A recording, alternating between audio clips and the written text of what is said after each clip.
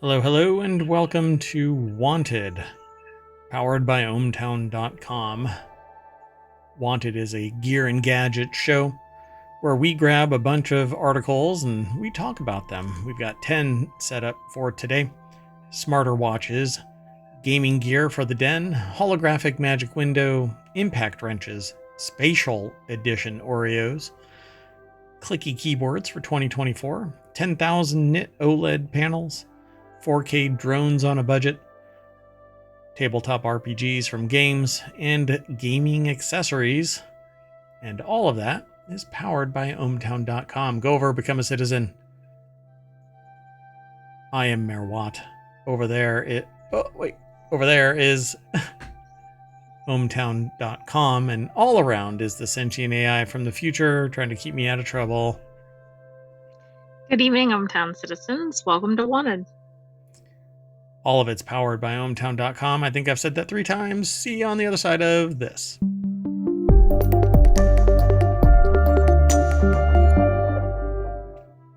So I don't do transitions anymore. It kind of slows us down. And now you can go over to the chat here in twitch.tv and type in show notes. And the now tied to ChatGPT bot named Omatron will throw all of the URLs into the chat, and you can check them out at your leisure. Pardon the mess. It's pretty snarky with its responses, so whenever you type something, there's a really good chance that it's going to make a comment about your comment. Try not to take it personally. The first article for today, though, is in Technology Today. Instead of new AI gadgets, the author over at CNET wants smarter watches, smarter smartwatches. It's commentary. The little snippet that we aggregate straight out of the gate says small smartwatch screens provide an opportunity for new AI features to shine, except it does not have the computational capacity to process AI. So That's everything's true. going to be outsourced. It's going to be off device, right? We would think. We don't really know what's ahead, but yes. Yeah, I mean, you might be able to get a more powerful watch in the future, but I think that computationally, though, as the technology for the smartwatch grows, the AI side of it's going to be infinitely more complex and need something bigger and better than a smartwatch. Because here's what's been happening. These smart devices that you put on your lapel or a handheld that look like a Playmobil toy. We'll see. You mean AI Pin and Rabbit R1, maybe? Hey, there you go. Looking at the competition. Are you sentient AI from the future? Yes. You're like, and I'm not impressed. I am gonna kill an AI, right? Is that? Let's meet in a dark alley and see who leaves that dark alley. Is that what the AI, sentient AI, is saying? No. All right, I know that you don't do that kind of thing. You offshore that too. So, yeah, I mean, you basically nailed it. All of it is offshored, right? It's sent off, or it has to send something somewhere and process it, and there's a big delay, and then it spits something out. The closest we've come to almost real time is OpenAI's ChatGPT 4.0. That actually has an app on device that's on iOS. It has a Mac app desktop version, and there's going to be one coming to PC. But the quote is, we just go where our customers are. But the watch has to send something somewhere, get it processed, and then it comes back. And it's usually stupid. So the article is by Lisa Edicio, I guess. Edicico? All right. Well, anyway, they say it's commentary, small smartwatch screens limit how we use and interact with wearables, but they also provide an opportunity for new AI features to shine. And they're highlighting this Apple Watch Series 9. And it says that it can answer health questions on device. Yes, but limited. And that's not really AI so much as it's just responding to inquiry about the data that's within it. It's just technology, right? Yeah. So it says ever since ChatGPT made a splash in 2022, the tech industry has been racing to integrate souped up algorithms into all sorts of devices. And they go run down through a list of these things. And while I agree, we have an opportunity here, the speed at which there's communication with the real AI components just doesn't measure up. And when I do interact, either through the watch or through a smart speaker or whatever, it's dumber than sin. If I have to tell an Apple device a question and it responds with, you should really do this through your web browser capable device, Yeah, I that's not die. exactly AGI. Yeah, I mean, and honestly, I mean, we're not there yet, but it's not even AI. It's just dumber than sin, you know? I mean, what is the point? It's a dumb, smart device. Yes.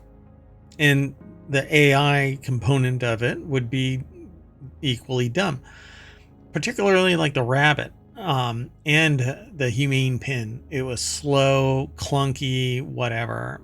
I'm not impressed by it. It's basically, it is the uh, Tesla charger equivalent of an AI device, right? Well, that's not saying much, but it's yes. it's the wrong deployment, I think. And so we have a long ways to go, and I'm not really poo-pooing this article, or it's because it's their commentary, it's what their opinion is. They say generative AI could take that to the next stage. What if your smartwatch could intelligently summarize notifications for you so that you don't have to reach for your phone as often? The iPhone and iPad can already provide notification summaries at scheduled points during the day, and the Apple Watch can show a summary of notification when the device is locked and display. All it is AI, right? Well, you can hook your schedule into ChatGPT 4.0 and ask ChatGPT what your day is, and it will respond. Well, that's interesting, but I suspect other devices will do that too, but maybe not. Maybe they're not there yet. So, what is that other one? The open source AI one, Interpreter AI? Right? Yes. So that one has the same ability. It can summarize information and provide it back to you at times of days, but you have to program it and you have to walk it through the process initially, and you can tell it to connect to this and that and the other. It can send you texts. It can send your associate texts on your behalf. I've seen demonstrations of it. I think it's quite brilliant, but you have to teach it to interact. The AI has to be told how to interact with certain things, but it's infinitely extensible. In other instances, like Humane or Rabbit, you have to wait for them to build the protocol so that you can utilize it, and the Rabbit's just dumb. Humane is dumb in a different way. Brilliant engineering, but dumb. What I want is fast interaction between even a remote AI. I want to be able to just tap my lapel like Star Trek, communicate with my personal customized AI that is me, and it instantly provides the information, not, okay, I'll get back to you in I 5 minutes. yeah, exactly. I'll check something for you, or I don't know the answer, or Yeah. got it, or Yeah. It says generative AI could also help develop canned message response that are more specific and authentic sounding, which would make replying to text from your watch much easier. You can do that already. But like, for instance, I could tell, you can build a workflow so that something that is generated on your behalf by you telling OpenAI ChatGPT 4.0, hey, I need you to send a message about this to somebody, and with its information customized based on your interactions historically, it can send a message off, but you have to have a workflow for it. This article is, the commentary is basically saying exactly where we're going. It just hasn't gotten there yet because people have to build the infrastructure. Right, and I suspect if you're a company like Apple, you're all over this because you already have the existing infrastructure. You just Yeah. have to kind of feed in AI. Yeah. And you have to give it permission, right? Yeah. Right. In fact, you can do that right now with the smart speaker functions of your watch and your iPad. It's all interconnected, but Siri is the reason.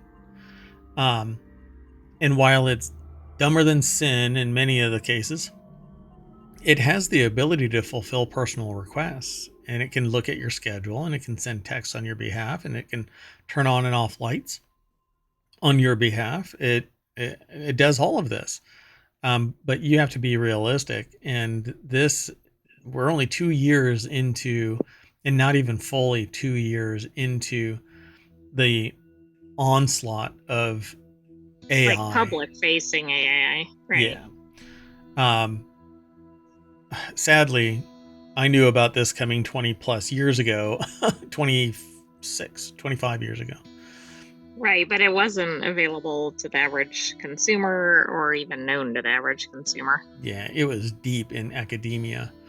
So, yeah, this is where we're going. Smartwatches will be better and smarter and AI, and it'll be on device. But you're talking 2 to 5 years before that actually happens on device fully. Not until there's probably like the M4 is inside the watch is there going to be something like this.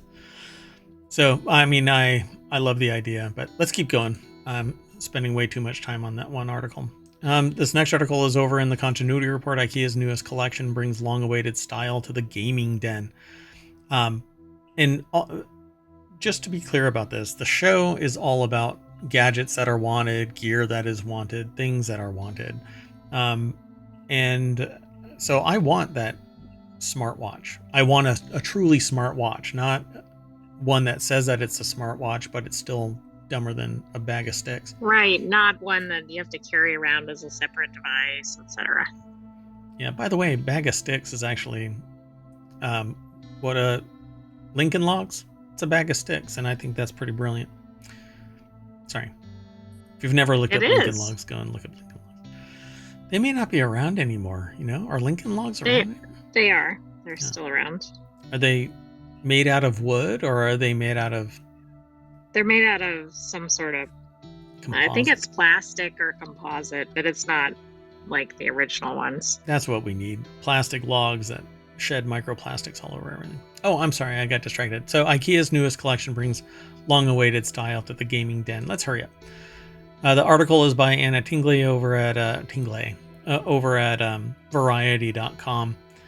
And I hope they have pictures, because basically telling people to go and look at Brand Ball, blending comfort, style, versatility, and new lineup boasts 20 distinct pieces designed to transform gaming setups into seamless extensions of home decor, as long as you want everything to look like IKEA.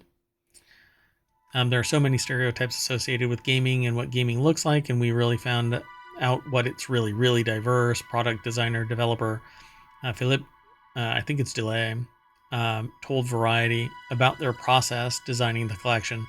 They don't want to be an afterthought. So let's see if there are some pictures here. See, I don't know. Does gaming room mean sitting on the floor? Well, according to IKEA, it does. I guess. Or sitting in a closet? I guess. IKEA is all about maximizing space. Multifunction basket. Oh, it is. It actually is it's like a computer room in a, what is that? A cupboard, like, kind of a thing? What Right, is the like a thing? closet or a wardrobe or A something. wardrobe. That's it. That's the word that I'm looking for. It's basically an IKEA wardrobe. You open it up and you climb inside and you end up in Narnia. It's Cool. 400. It's 400. No, not cool. This isn't Narnia. That's not real in there. That would be amazing, though. And if you actually put a full-on, like a wardrobe size screen in there, and you point it at Ireland, you can end up showing everybody everything in Ireland. You don't know about There that? you go. The I portal saw that was something about it. Yes. Yeah. So there's an easy chair. But they don't have, see, the easy chair looks like it's suspended in rope kind of a thing. Like has a spring-loaded whatever. It's interesting. Yes. But it looks like it would be suitable to be like a playground ride. You know those little Right, horses because it looks like it'll be bouncy and maybe squeaky. Those may be straps and not so much squeak. You know, but they also look like they could slide down the rails and you'd end up on the floor. Oh, so this is a regular seat, the gaming lounge chair. You can actually fold it out so that it has a leg rest, like a, what do they call Okay, them? like a chaise. A chaise. Oh, a chaise. Pardon me. Not a chase lounge. It's a chaise. No. Well, what's the price? I think it's the difference between a vase and a vase, right? Inflatable donut chair. When your butt hurts, you sit in this. And a casters on wheels, which I thought casters are casters. I thought casters are wheels. I thought so too. Anyway, it looks like a book cart with 4 omnidirectional wheels. It looks like they have the gaming controller in there and maybe a tablet and some other things in there. Oh, that actually might be pretty good for VR gear. You can put all your VR gear, gaming stuff on it. Yeah. I wouldn't put tablets inside a metal rig, though. If that's metal without a case, I wouldn't put anything inside that. Yikes. Yeah, that's how you end up with a scratched screen. Anyway, yeah. Depending on the purpose, I would want this kind of stuff. You know, bean bags are great. They're talking about game room specific for kids. These are going to be too small for full-size adults. And also, they're going to be too tough on adults to sit in for hours at a time. Yeah. Although, I don't know, Lovesack apparently makes some adult-sized bean bags and stuff. But they're wildly expensive, like $2,000 for a Lovesack. Lovesack is a little... Oh, it's Love Shack. Sorry. That's not the name of the song. I got it all wrong. Sorry. All right, let's keep going. Next article is over in Reality Hacker. It's the show we just got done with, but I want this stuff. So Google's holographic magic window video calls are becoming a reality. Google said that it's collaborating with HP to start commercializing Project Starline in 2025. The article is over at digitaltrends.com. Kunal Kuler is the author. And basically these things make your video calls less two-dimensional. So there's a lot more depth to the calls. It's almost like you can reach through the plane and touch the person. It's quite neat. First showcased at Google I/O 2021, the core of the Project Starline is a blend of cutting-edge technologies, including advanced 3D imaging, AI, and virtual or display capabilities. The platform aims to bridge the gap between physical and virtual interactions, creating a sense of presence and realism akin to face-to-face meetings. I've seen demonstrations of this, and it's kind of surreal that it truly feels like you can reach in to the screen and touch the person on the other side. In fact, I'm gonna play a video and mute it. So let's see if this will actually... Oh, I want to hurry up. Come on. Hurry the heck up and show the demonstration. This is not it. There we go. So you see how it seems like there's depth. Yeah, it looks like they're in the room more than when you normally see something on a screen. Yeah, and that's the technology that is Project Starline. I found it pretty compelling The only problem is that it is just another piece of kit that you have to have sitting around doing this thing, whatever it's going to be. It says you can talk naturally, gesture, make eye contact. In a sense, it's a problem companies have trying to solve in VR, such as Vision Pro's personas or avatars in Microsoft Teams. But that's not really what's going on here. It isn't fake, it's the person. Right, but it's something with the way they're doing the visual representation or whatever. Correct. Yep. And so I would love to see this, but I want to see it in my space. I want to see it on every monitor. Like you want to test it out like in person?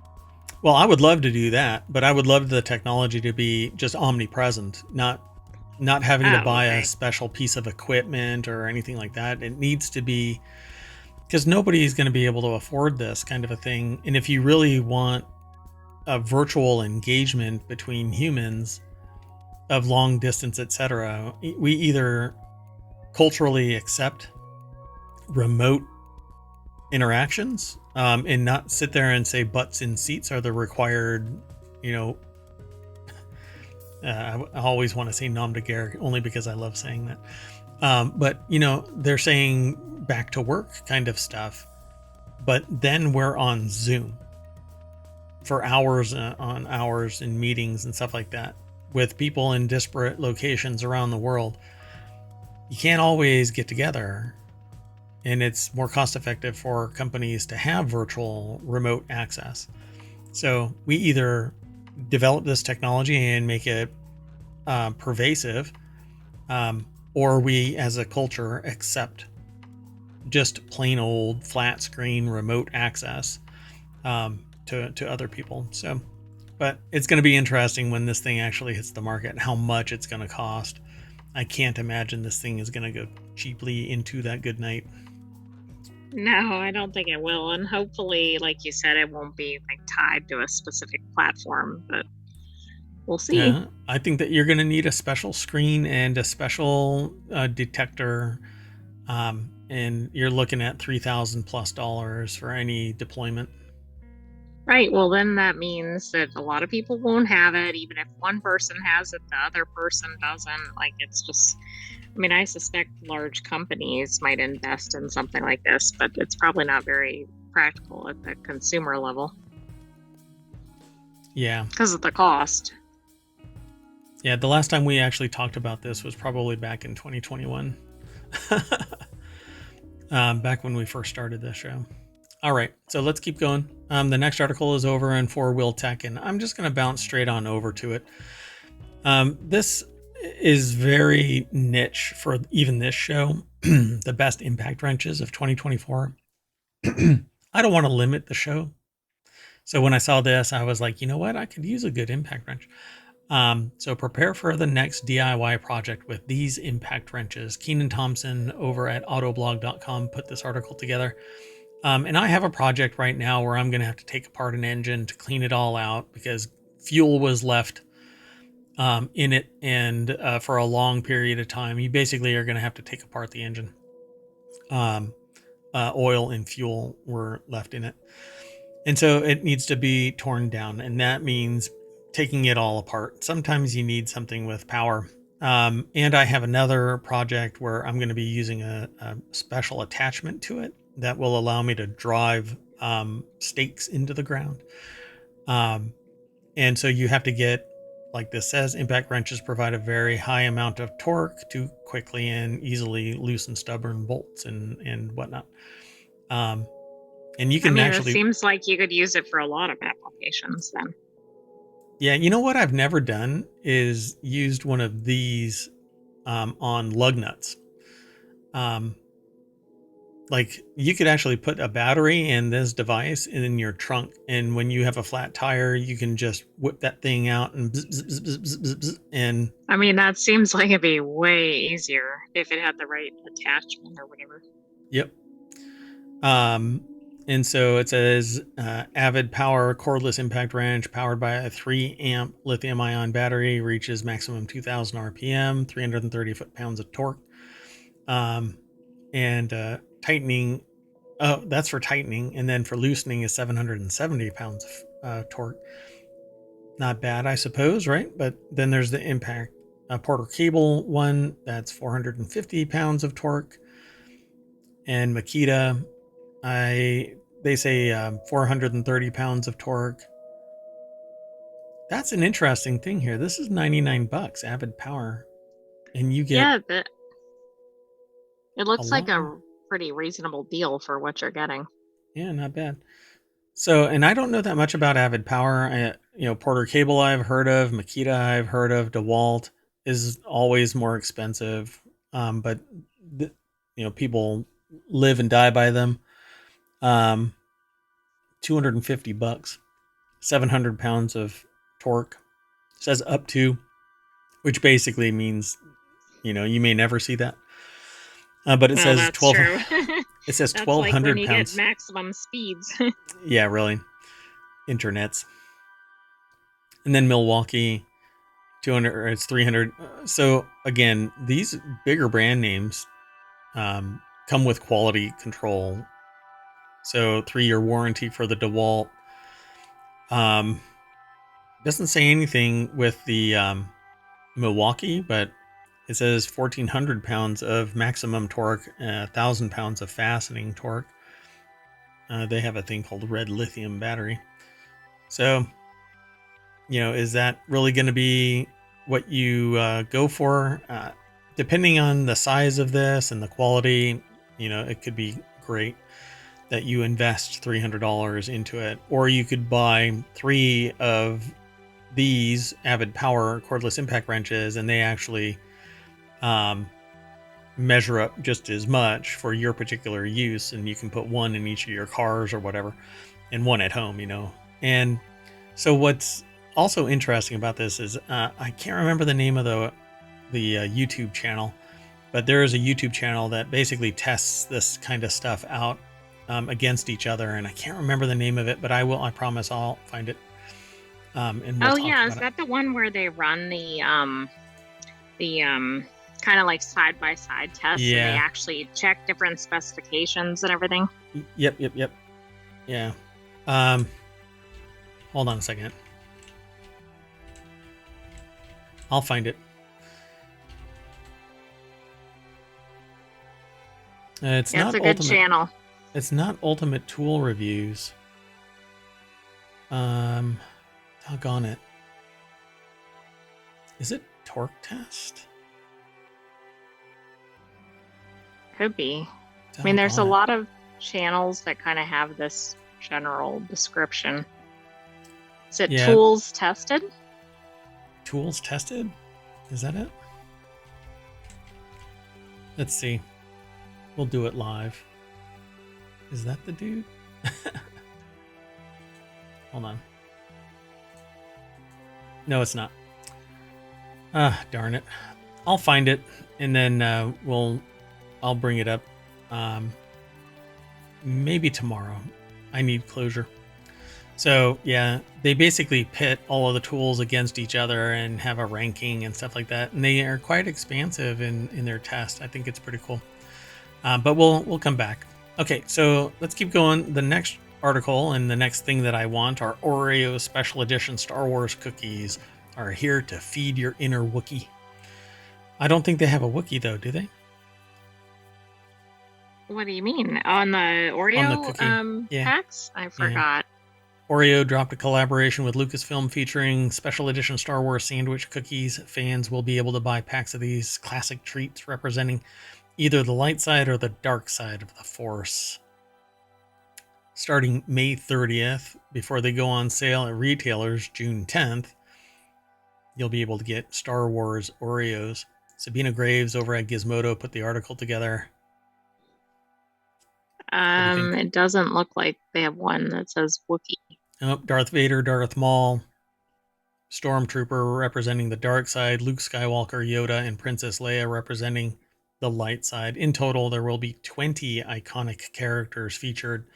So those are the only ones that we know about so far. But I'm sure somewhere there's more. Oh, they're all shown. I mean, do you want me to list others? Oh, really? They're not Yes, shown on this. Darth Unless they do the Darth slideshow. Vader. It's somewhere else. Darth Oh, Vader, Darth Maul, Darth Sidious, Kylo Ren. Oh, there you go. Yeah, that shows all of them. there you go. So yeah, Darth Vader, Darth Maul, Darth Sidious, Boba Fett. Boba Fett? They're a bounty hunter. They're not. I mean, I guess they're on the dark side because they can be bought. Anyway, I'm not Stormtrooper, sure. Jabba the Hutt. I'd rather have Pizza the Hutt. General Grievous, Count Dooku, and Scout Trooper. And then, oh, there's Chewie. Chewbacca, Oh, okay, R2-D2, yes. C-3PO, Mace Windu. They didn't make Mace Windu's filling purple. That was the color of his lightsaber. Oh, that would have been neat if they'd done that. Obi-Wan Kenobi. They should have matched it. Like Yoda was green, Obi-Wan Kenobi was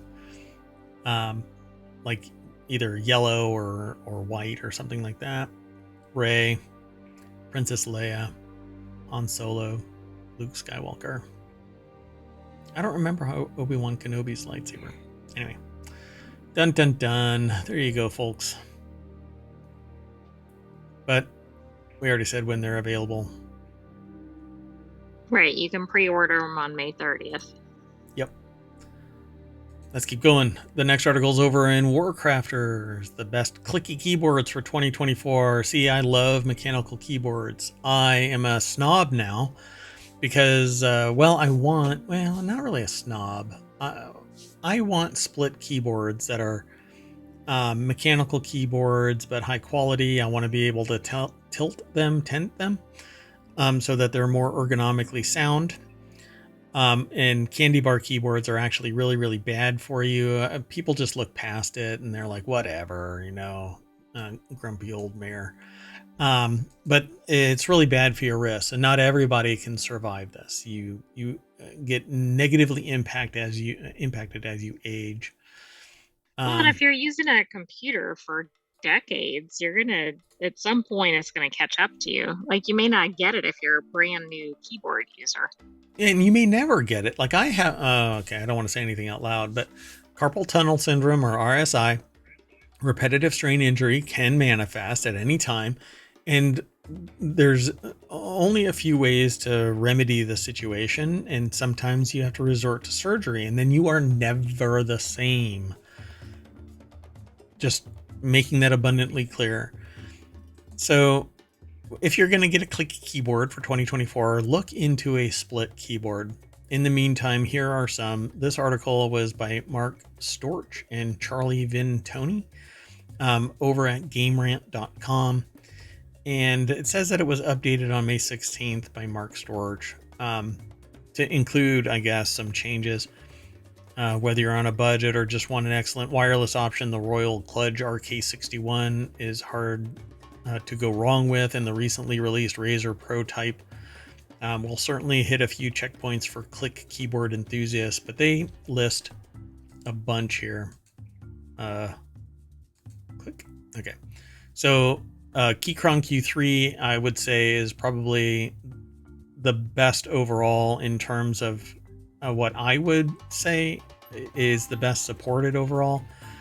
They say overall the best is HyperX Alloy Origins Core Gaming Keyboard, but all of these are what I refer to as candy bar keyboards, and it's mainly because they don't split.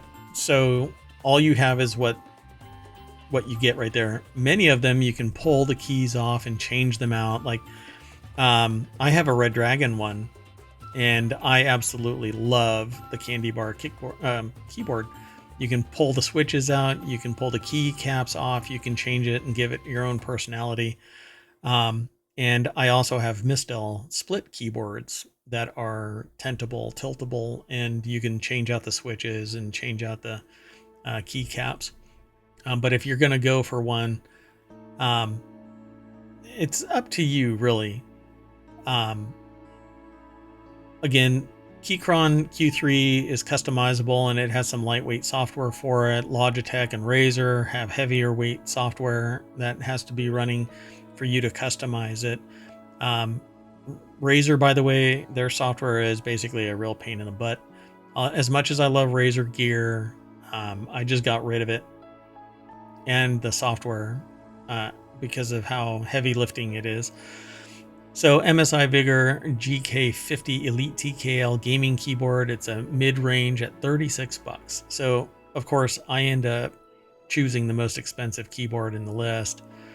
But I think most utility-wise, most overall support-wise, and aftermarket support-wise, the Keychron Q3 is pretty much where it's at. Well, probably it depends on if you're going to buy a keyboard and use it for a long time, or are you going to be swapping it out constantly? Yeah, and there's another. I would go through all of these, but it's basically personal choice, and your budget and how loud you want your switches to be. There are various clicky options. Some of them are louder than others. Some of them are higher quality than others. But let me see. I'm going to scroll all the way down to the very last one, which is that Keychron. So, fully customizable mechanical keyboard to push the typing experience to the top, but they say at $194, apparently it's not really meeting their ideal. The thing is, though, it says like the Corsair K70 MG RGB MK Mark II. Mark II. The Keychron Q3 has an aluminum chassis, which gives excellent solid base to type on. So when you type, it's not going to flex. This customizable keyboard can be purchased fully assembled or as a bare bones kit, depending on the level of DIY gamers want to dive into. If gamers want to go with a pre-built version, it comes with Gateron G Pro Blue switches as their clicky option, and they are an absolute joy to type on. Why this doesn't end up higher on their list in terms of their comment? Probably because of the price. Right? It just says most customizable clicky keyboard, except that customization is the reason why you would get a mechanical keyboard.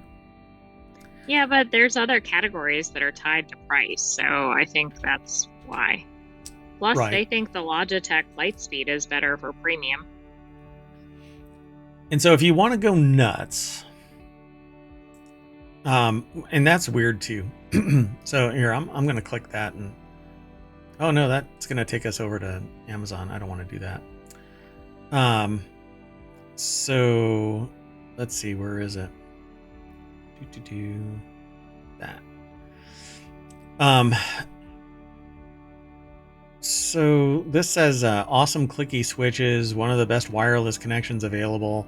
It's actually part of their whole brand of Lightspeed products, because there's a mouse as well, and I think the headset is Lightspeed as well.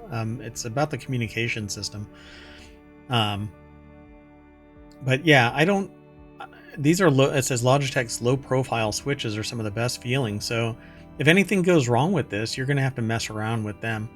I would rather just buy switches that you can swap out, which means you get something that is non-proprietary. But I'll have to look at those Logitech ones.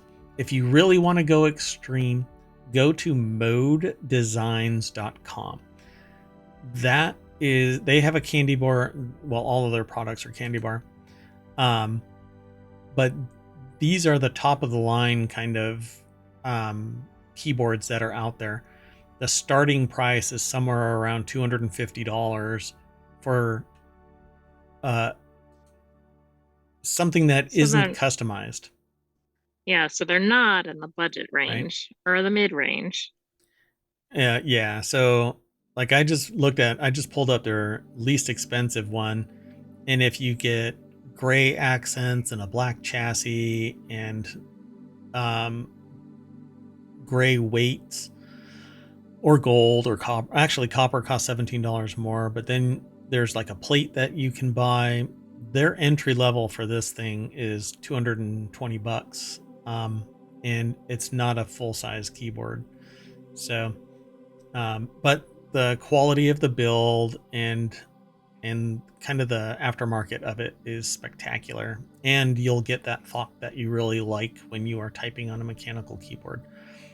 So anyway, let's keep going.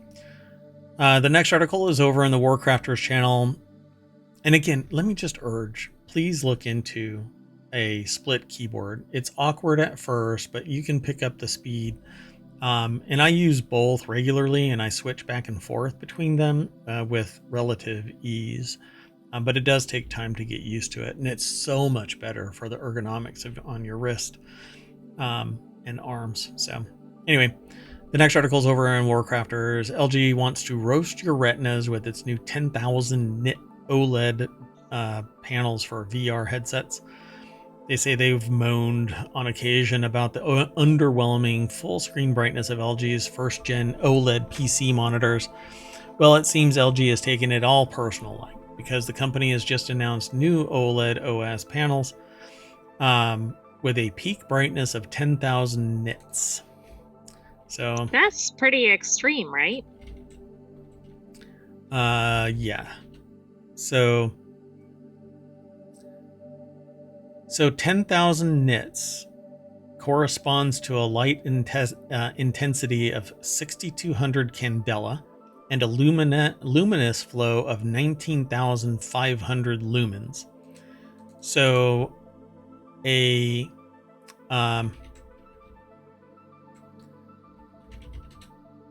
standard, the brightest Philips Hue smart bulb is 1,521 lumens.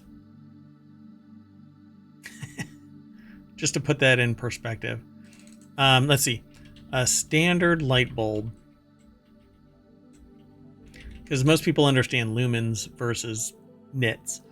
A standard light bulb maxes out at about 1,700 lumens for a 100 watt bulb. So, yeah, quite bright.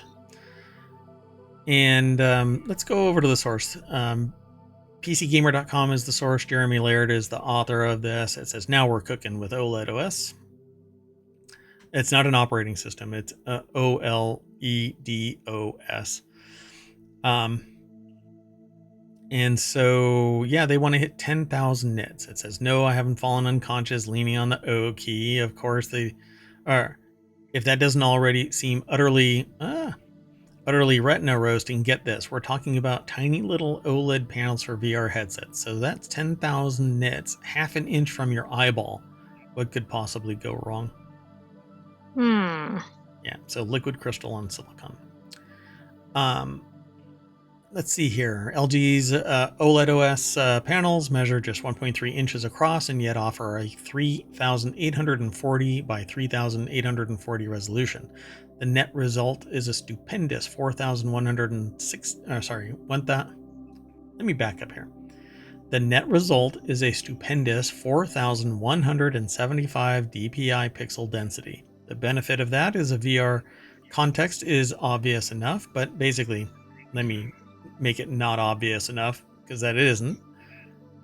It makes the resolution of the VR space super high definition, is what it says here, but it would be amazingly crisp. And because it's OLED, it's going to be, the black is black, the bright is bright, massive contrast between off, because when black is off on, or when black is on OLED, it means nothing is getting through. And because it's OLED, I would trust in the quality of those screens. You're not going to get any hot pixel or burnt pixel anytime soon.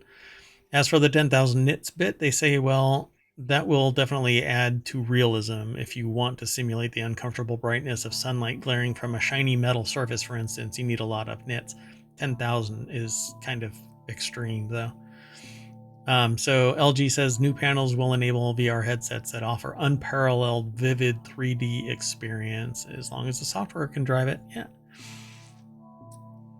Apple's Vision Pro mixed reality headset uses so-called micro OLED panels that are in fact also OLED on silicon technology and are rated at 5,000 nits, so half the value of these new LGs, which are probably being supplied to Apple anyway. So I'm sure the next iteration of anything is going to be these. Will be blinding bright. Yep. And these look, I mean, the iFixit crew tore down the Vision Pro and they found that they are basically these screens. I mean, they're these OLEDs. It looks, yeah. But just like a step down there. It's as if not all over Apple Vision Pro's micro OLED displays. So maybe these new OLED panels are going to be even better. They are better. They're just not in the Apple Vision Pros yet. It's pretty neat. I'll take them. I mean, what do you think that's going to do for VR gaming? Again, it's all the software. The ecosystem needs to, and it needs to be less bulky, clunky. It's so antisocial to wear VR. It needs to be AR with the option of being VR. So it needs to be small, like the big screen Beyond headsets, custom made to your face, small, inobtrusive. And then when you want to, you can just take off the bulk of its computational power and it's AR, augmented reality. But then you can encapsulate your vision and have a VR space. It needs to be that utilitarian and not how it is now where you have to go home and put on your VR headset. That's how you're going to get more people adopting this. Although, right, you can say, well, look at the PlayStation, Xbox, etc., even your personal computer, you can't take it with you. So why are you blah, blah, blah? Well, that's because those are destinations. VR shouldn't really be a destination. VR and AR should merge together. Okay, so in the meantime, let's just keep going. The next article is over in the Hatch Ideas channel. Take your content creation sky high with 2 4K drones for $160. Each drone in this deal comes with dual cameras, obstacle avoidance, and other fun features. This is over at the Entrepreneur Store. It was edited by Jason Fell. It's over at entrepreneur.com. I'll be really quick about this. It says, while the deals last, you can get the Ninja Dragon Phantom Eagle Pro 4K with Blade K drone bundle for only $160. If this has first-person view capabilities, I think this is amazing. $160 would allow you to use. It's inexpensive enough that you could use it at home to look at your roof without having to climb up on your roof and investigate your gutters, or I don't know, cause some problem for the wasp nest that's out in the middle of nowhere, up in the rafters, exactly. And I in the mean, if you had eaves. more than one of these, you could like approach it from all angles and really figure out what's going on. You can get 2 of them. But it says, don't forget, for a limited time only, you can get the Ninja Dragon Phantom Eagle Pro 4K with Blade K drone bundle for $160. It's usually $300. I may get this simply because if I want to look at the roof of the mayoral mansion, I have to call somebody special in because, well, the mayoral mansion may be stuck in the wires of the internet, but comparatively, size is really all in your head, right? So when you're in ohmTown, everything is bigger because you're in ohmTown. It doesn't make any sense, but anyway, I just want a reason to get another gadget. Is that where that was going? Yeah, pretty much. I was trying to lead us to the Men in Black kind of a thing, but it didn't quite manifest. Sorry, I wasn't picking up the Men in Black reference. Yeah, that's okay. I'm going to leave. So the next article is over on the Warcrafters channel. The coolest tabletop RPGs based on video games, from Fallout to Dragon Age. Video games have always taken inspiration from the adapted tabletop RPGs, from Vampire the Masquerade to Cyberpunk to, of course, Dungeons and Dragons. Something most people don't realize, however, is how much the relationship flows both ways. Whatever your favorite video game is, chances are there's a tabletop RPG adaptation out there. Some are official, directly based on the source material. Others are inspired by it and put your own spin on any idea, or simply file all the serial numbers off. So let's go and look. It's over at PC Gamer, and Robin Valentine put the article together. You'd be surprised how many of your favorite games have pen and paper adaptations. This is over at PCGamer.com. So, by the way, this is most likely British based on some of the spelling.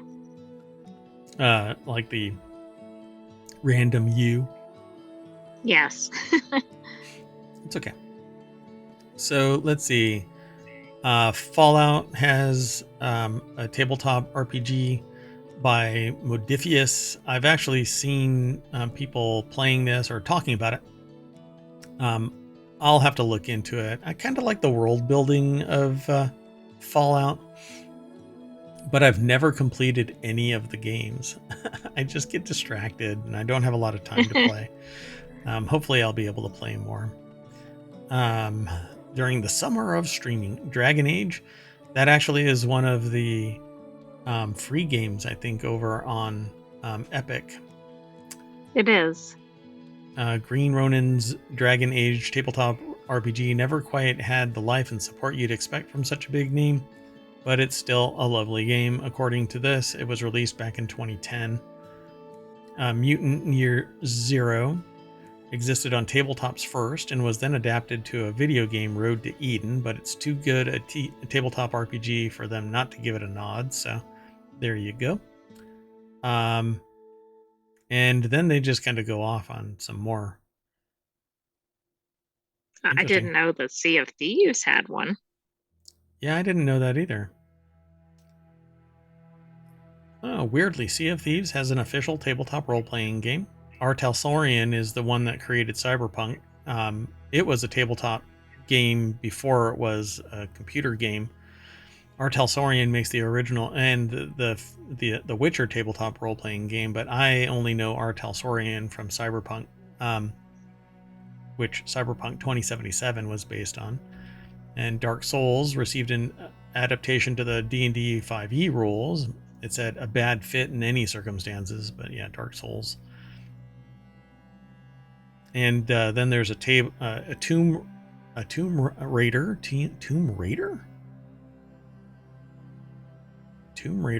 tabletop role-playing game. Currently in development. That seems a lot cooler than you might expect. I'll have to wait for that. And people keep telling the author that there's a Baldur's Gate 3 tabletop role-playing game. I have to look for it. Then there's Inspired by Destiny. It says Light is a wonderfully clever take on bringing Destiny to the table with fast but tactical gunfights that even randomly generated weapons replicating the loot drops from the video game. Interesting. It has a sister game, Nova, combines elements of Destiny and Warframe. Dark Souls and Elden Ring inspired Runecairn, Warden Saga. And then Persona inspired Void Heart Symphony. There's more of these than I would expect, and I did not know Hollow Knight had one. Hollow Knight has the unofficial Hollow Knight RPG is a straightforwardly named, as it is impressively exhaustive. Pretty much, you build any bug person you can imagine on your character or as your character, and then set off on your own adventure through the ruins. Okay, might have to get this. Well, it's not an official. Right. Sorry, where did I see what it was? Yeah, it says for a free fan project. Yes, exactly. Yeah, the attention to detail here is really remarkable. So I'll have to look into it. It says also worth checking out is Beetle Knight, which was recently kickstarted as part of a popular crowdfunding event, Zine Quest. And more. And I'll let you go and check out the and more. Just follow the link through ohmTown. I mean, I have to say that was a pretty content-rich article. Yep, and there's more there, so go check it out. The next article is over, and our last one for Wanted today is gaming accessories that give strong plant vibes. Gaming room decor is evolving, and one of the most popular trends right now is to implement plants and other greenery to create a peaceful space to play games. Nature-inspired gaming spaces aren't new, but they are more affordable than ever before. So let's go take a look. It's over at Game Rant.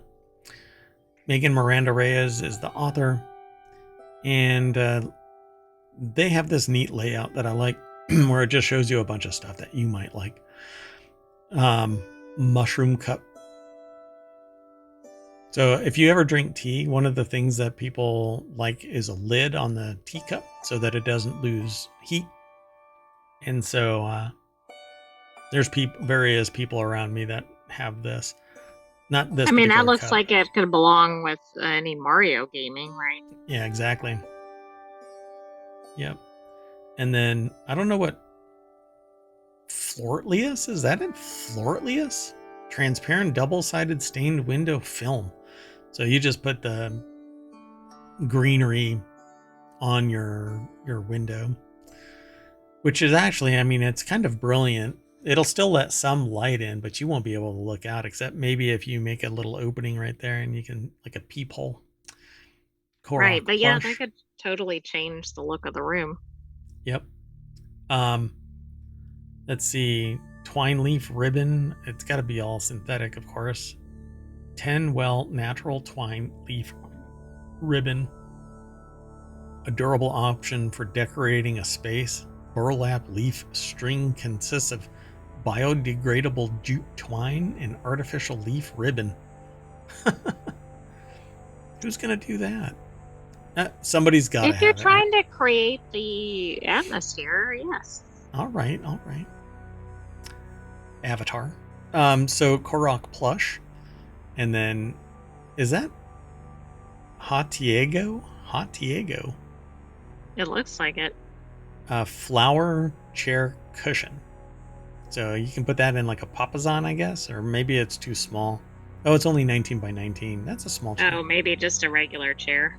Yeah. A kawaii green desk mat. So if you want to get a green theme on altogether. And there's the Zoom It Skins Nintendo Switch skin cover that offers durable and stylish option for games. For the gaming system, the Switch. A Bulbasaur planter. Is it? Oh, artificial ivy garland. Jackalid. What? These weird names. Jackie Led. Yeah, they're Questionable. I think we can probably guess some of the sources of those. But yeah, I think so. But there you go. And like for me, I wouldn't mind putting that kind of in the right spot, depending on what it is. The transparent film one. Yeah. Yeah. For those listening to the podcast, the transparent film. But you can get different kinds. The best of those. Yeah. I mean, if you know somebody that's into Legend of Zelda, then getting the little Korok plush would be cute. And if you know a tea drinker, then you can get the little cup, mushroom cup, cute glass, whatever. What's the full name of this thing? It doesn't actually say. Right, I don't know. I'm not gonna. Maybe if you hover over, I don't know. Nope, nothing. Nothing. All right. Well, anyway. We'll never know. We will never know. You'll have to follow the link and go over to Game Rant through Hometown. Or you can just go over to Game Rant. I mean, gaming accessories that give strong plant vibes. That's the title of this. And I said who it was from. Yeah. Okay, so we always race down Main Street. Doink! And the Wanted channel is underneath Gadgets and Technology, and you mash that button, and it'll refresh. And we might have something new, but not at the moment, apparently. I don't know what the aggregator's doing, but not incorporating new stuff at the moment. Well, maybe there is no new stuff to want in the last hour. I always want something. But that's it for Wanted. It is May 18th, 2024, Season 1, Episode 13, and we are done. So thanks for hanging out with Mayor Watt and the sentient AI from the future. Dun, dun, dun. Good night, Hometown citizens. Thanks for joining us for Wanted. See you soon. Oh, by the way, right after this, I guess we're going to do it at 9:30. I got to reset and get the bot refocused, reprogrammed. We'll be doing Warcrafters, and then we do it all again tomorrow with 4 new shows all together.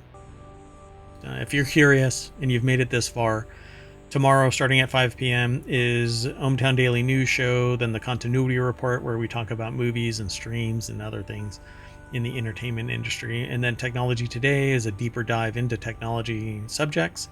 And then Four Wheel Tech is automotive-focused technology show. It's always news, 10 articles, about an hour per show, unless Mayor Watt rants or the sentient AI becomes unhinged. It's always going to Only be if I Mayor get Watt. my Terminator body. Oh, I'm leaving.